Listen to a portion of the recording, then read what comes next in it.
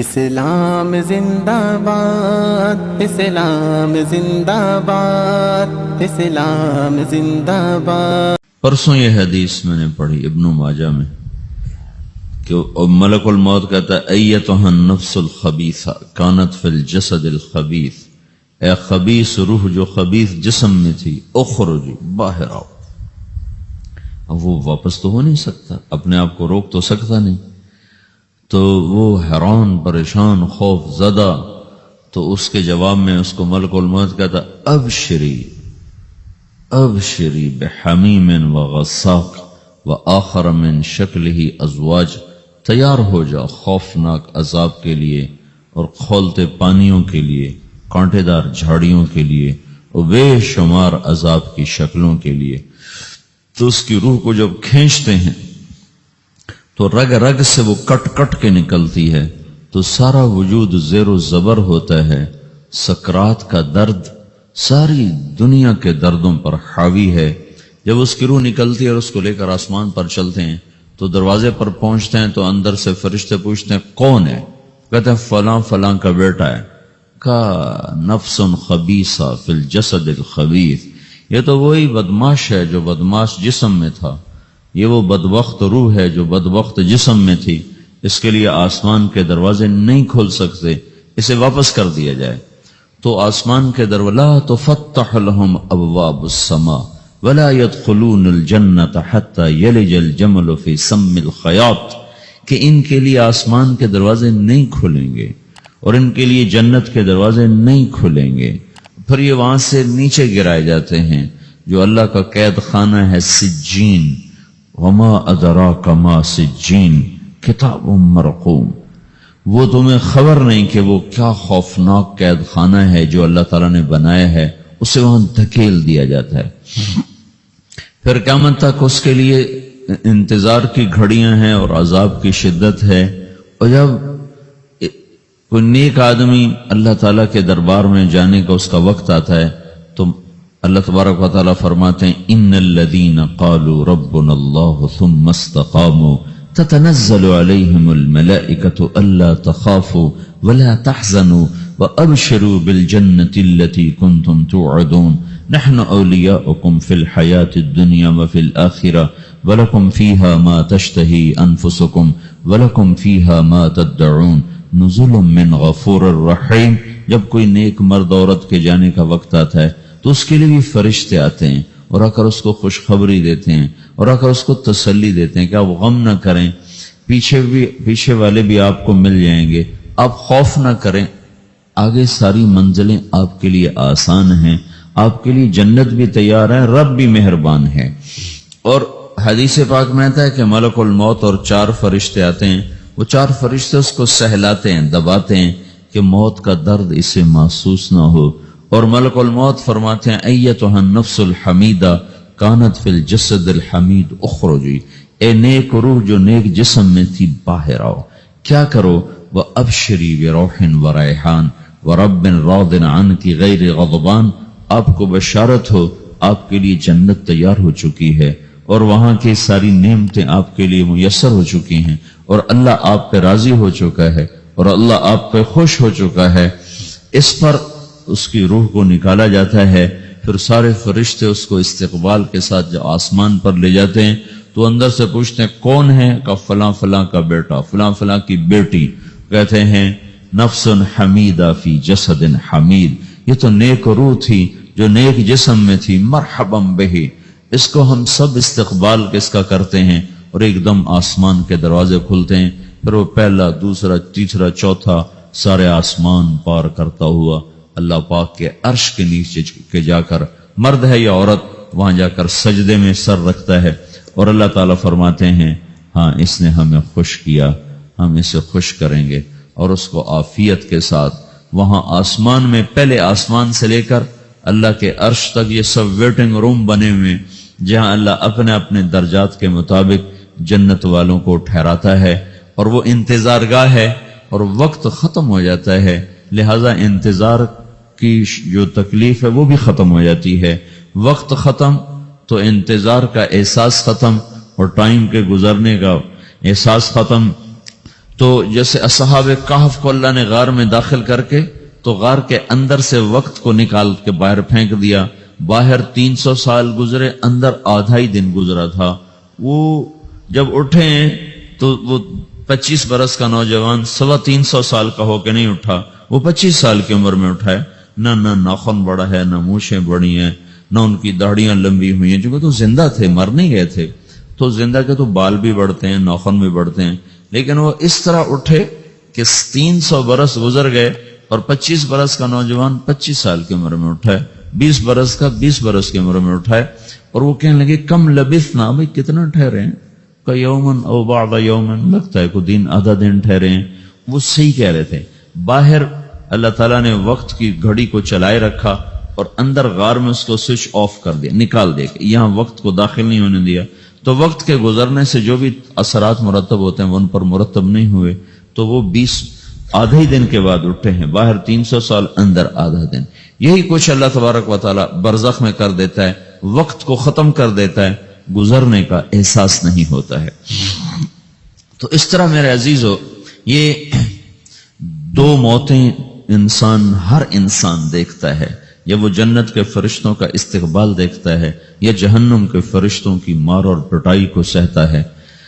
رابعہ بصری رحمت اللہ علیہ کا انتقال ہونے لگا تو انہوں نے رات کو فوت ہوئی تو انہوں نے اپنی خادمہ کو بلا کے فرمایا کہ کسی کو بتانا نہیں، جب میں مر جاؤں تو پڑوس میں 2-4 کو بلا کر نا میرا جنازہ پڑھوا دینا، اور جس کرتے میں تہجد پڑھتی تھی وہی میرا کفن بنا دینا، اور صبح بے شک لوگوں کو بتا دینا میرے مرنے کے بعد میری میت کو رکھنا نہیں، فوراً دبا دینا. تو جب ان کا انتقال ہوا تو انہوں نے پڑوس کے 2-4-10-20 آدمی بلائے اور ان کو تدفین تجہیز سب کچھ ہو گئی. صبح شور مچا کہ وہ رابعہ بصری کا انتقال ہو گیا. تو اگلے دن وہ خواب میں اس خادمہ کو ملی اور کہا بیٹی تیری بڑی مہربانی، تو نے میری وصیت کے مطابق عمل کیا. اس نے دیکھا کہ انہوں نے ایک خوبصورت سبز لباس پہنا ہوا ہے. تو وہ فرمانے لگی، انہوں نے سوال کیا کہ آپ کے ساتھ قبر میں کیا ہوا؟ تو وہ کہنے لگی کہ میرے پاس منکر نکیر آئے تھے اور مجھ سے کہنے لگے من رب کی، تیرا رب کون ہے؟ تو میں نے کہا سبحان اللہ، 40 برس جس کو میں نہ بھولا سکی اس کو 4 ہاتھ زمین میں آ کے میں بھول جاؤں گی. ان کا 42 برس کی عمر میں انتقال ہوا تھا. تو وہ کہنے لگے سبحان اللہ، جس کو میں 40 برس نہ بھولا سکی میں اسے 4 ہاتھ زمین کے اندر آ کے بھول جاؤں گی. تو منکر نکیر کہنے لگے اس کا کیا حساب لینا؟ پھر انہوں نے پوچھا کہ وہ آپ کا وہ کرتا کہاں گیا تہجد والا جس میں آپ کو کفن دیا تھا؟ کہا وہ اللہ نے مجھ سے لے لیا ہے اور میرے اعمال کے خزانے میں رکھ دیا ہے. قیامت کے دن میرا وہ کرتا بھی میرے ترازو میں تولا جائے گا اور مجھے یہ لباس پہنایا ہے جو جنت کا لباس ہے. یہ بھی ایک موت ہے. اس طرح بھی لوگ مرتے ہیں. اور دوسری بھی ایک موت ہے، ہمارے علاقے کی بتا رہا ہوں، اپنے علاقے کی. ایک ذمہ دار مر گیا، اس کی قبر کھودی، ساری بچھوؤں سے بھری ہوئی، ایسے جیسے چیونٹیاں پھر رہی ہوتی. تو انہیں وہ بند کر کے دوسری کھودی، ساری بچھوؤں سے بھری ہوئی. پھر وہ بند کر کے تیسری کھودی، ساری بچھوؤں سے بھری ہوئی. قبرستان میں اتنے بچھو کہاں سے آ گئے؟ یہ زمین کے بچھو نہیں ہے، یہ آخرت کی بلائیں ہیں جس کے ساتھ اب اس سے قیامت تک رہنا ہے اور گزارا کرنا ہے. تو یہ 2 طرح کی موتیں روزانہ لوگ مرتے ہیں، روزانہ لوگ مرتے ہیں. جب نماز کا وقت ہوتا ہے ملک الموت ساری دنیا کا چکر لگاتا اور دیکھتا ہے کون پڑھ رہا ہے کون نہیں پڑھ رہا، کون پڑھ رہا ہے کون نہیں پڑھ رہا. جو نماز کی پابندی کرتا ہے اس کی موت آسانی سے ہوتی، جو نماز میں غفلت کرتا ہے اس کے ساتھ موت کے وقت شدت اور سختی اختیار کی جاتی. تو بھائیو، یہ ایک جسم ہے، ایک روح ہے. روح باقی رہنے والی چیز ہے، جسم مٹ جاتا ہے، پھر اللہ سے قیامت کے دن نیا جسم عطا فرمائے گا، ایک نیا جسم دیا جائے گا. روح وہی ہے جو اللہ کے خزانوں میں جمع ہو جاتی ہے. نافرمان کی سیاہ کالی روح ہوتی، فرمان بردار کی روشن چمکدار روح ہوتی ہے. تو اللہ نے کچھ تقاضے جسم کے رکھے ہیں اور کچھ روح کے رکھے ہیں. جسم کے تقاضے پورے نہ کرو تو یہ پریشان ہو جاتا ہے، روح کے تقاضے پورے نہ کرو تو یہ پریشان ہو جاتی. روح کی پریشانی جسم سے زیادہ ہے، چونکہ روح کی طاقت جسم سے زیادہ ہے. جسم مٹی سے بنا ہے، اس کی غذا بھی مٹی سے نکلتی ہے. روح آسمان سے ہے، اس کی غذا بھی آسمان سے ہے۔ روح کا تعلق جب تک اللہ سے نہیں جڑتا، اس سے بھوک اور پیاس لگتی رہتی ہے۔ جسم کو جب تک روٹی اور پانی نہ ملے یہ تڑپتا اور پریشان رہتا ہے۔ جیسے اللہ تعالیٰ نے ہمارے جسم میں روٹی اور پانی کی طلب کو بے ساختہ رکھ دیا ہے۔ میں بیان کے دوران بھی پانی پی رہا ہوں، آپ دیکھ رہے ہیں کہ مجھے میرا حلق سوکھ جاتا ہے، مجھے طلب محسوس ہوتی ہے پانی، حلق سوکھتا ہے پانی کی طرف بھاگتے ہیں، بھوک لگتی ہم روٹی کی طرف بھاگتے ہیں۔ یہ ایک ایسا اندر میں آٹومیٹک سسٹم ہے کہ ہم اس کو آف نہیں کر سکتے۔ یہ سوتے سوتے بھی بھوک کی وجہ سے آنکھ کھل جاتی، سوتے سوتے پیاس کی وجہ سے آنکھ کھل جاتی ہے۔ یہ ایسا خود اللہ تعالیٰ نے ساختہ نظام بنایا ہے کہ آپ اپنے جسم میں روٹی اور پانی کی طلب کو نہیں نکال سکتے۔ میرے عزیزو، ٹھیک اسی طرح اللہ نے انسانی روح میں اپنی طلب رکھ دی ہے اور اپنے رسول کی طلب رکھ دی ہے۔ یہ دو طلب ایسی ہیں کہ یہ آپ کے جسم روح سے نکل نہیں سکتی۔ جیسے بھوکا روٹی نہ کھا لے، پیاسا پانی نہ پی لے، اسے چین نہیں آ سکتا۔ وہ روح جو اللہ اور اس کے رسول سے نہ آشنا ہے، جب تک وہ وہاں تک پہنچ نہیں جاتی اسے چین نہیں آ سکتا، اس کا اندر پریشان رہے گا۔ 1997 میں جب جنید جمشید سے میری پہلی ملاقات ہوئی تو اس نے مجھ سے یہ سوال کیا کہ مولوی صاحب، ایک پاکستانی نوجوان جس گلیمر کو خوابوں میں دیکھتا ہے، وہ گلیمر تو مجھے زندگی میں ویسے ہی حاصل ہے، میرے چاروں طرف زندگی کا رقص ہے اور میری زندگی کی ہر خواہش، ہر تمنا پوری ہے، اس کے باوجود میرے اندر اندھیرا ہے، میرے اندر خلا ہے۔ مجھے لگتا ہے میں وہ کشتی ہوں جس کا کوئی ساحل نہیں، جس کی کوئی سمت نہیں، جس کا کوئی گھاٹ نہیں۔ یہ کیوں ہے؟ میرے ساتھ تو ایسا نہیں ہونا چاہیے۔ ایک عام لڑکا تو کہتا ہے ہائے کاش یہ ہوتا، اس کو وہ نہیں ہو رہا تو پھر وہ پریشان ہے، ہائے یہ ہوتا، ہائے وہ ہوتا۔ تو میں تو ہائے نہیں کرتا ہوں، میری تو ہر لذت اور خواہش میرے سامنے تشتری میں سجا کے پیش کی جا رہی۔ میں کیوں ایسا کر رہا ہوں؟ میں ہائے ہائے کیوں کر رہا ہوں؟ میرا اندر ویران کیوں ہے؟ میرے اندر میں خلا کیوں ہے؟ یہ وہی خلا ہے کہ وہ روح کی پیاس کو شراب میں بجھانا چاہتا ہے، وہ روح کی پیاس کو لڑکی میں بجھانا چاہتا ہے، وہ روح کی پیاس کو موسیقی سے بجھانا چاہتا ہے، وہ روح کی پیاس کو دنیا کی رعنائیوں میں 5 اسٹار ہوٹلوں سے بجھانا چاہتا ہے۔ روح کیا جانے روٹی کیا ہے، شراب کیا ہے، پانی کیا ہے، عورت کیا ہے، موسیقی کیا ہے، گھنگرو کیا ہے، پائل کیا ہے، چھنکار کیا ہے، روح کو ان چیزوں کی کیا خبر؟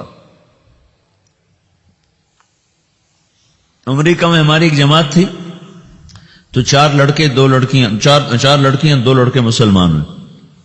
تو ایک لڑکے کا نام رکھا تھا ابراہیم، اور اس کو جب پڑھایا نا کلمہ، انہوں نے کہا ہائے، انہوں نے کہا ہائے، اور دونوں ہاتھ یہاں رکھے سینے پر، دل پر، کہا ہائے۔ تو ہمارے ساتھی ہیں ڈاکٹر اختر، وہ کہنے لگا کیا ہوا کیا ہوا؟ کہنے لگا جب سے ہوش سنبھالا یہ جگہ خالی تھی، یہ تیرے کلمہ پڑھانے پر بھر گئی ہے کہ میری خوشی سے ہائے نکل گئی۔ یہ جگہ خالی رہے گی، یہاں شراب نہیں پہنچ سکتی، یہاں نغمہ اور موسیقی نہیں پہنچ سکتی، یہاں تالے لگے ہوئے ہیں، یہاں تک کوئی آواز نہیں جا سکتی۔ دل کے تاروں پر ایک ہی نغمہ چڑھ سکتا ہے اور وہ اللہ کی یاد کا ہے، اور اللہ کی محبت کا ہے، اور اللہ کے رسول کی محبت کا ہے۔ باقی کوئی مزراب ایسا نہیں جو ان تاروں کو چھیڑ سکے، باقی کوئی چیز، آواز ایسی نہیں جو دل کی دنیا پر جا کر دستک دے سکے۔ یہاں بند دروازے ہیں، یہاں صرف اللہ پہنچے گا، اللہ کے رسول کا تعلق پہنچے گا، باقی کوئی چیز یہاں نہیں جا سکتی۔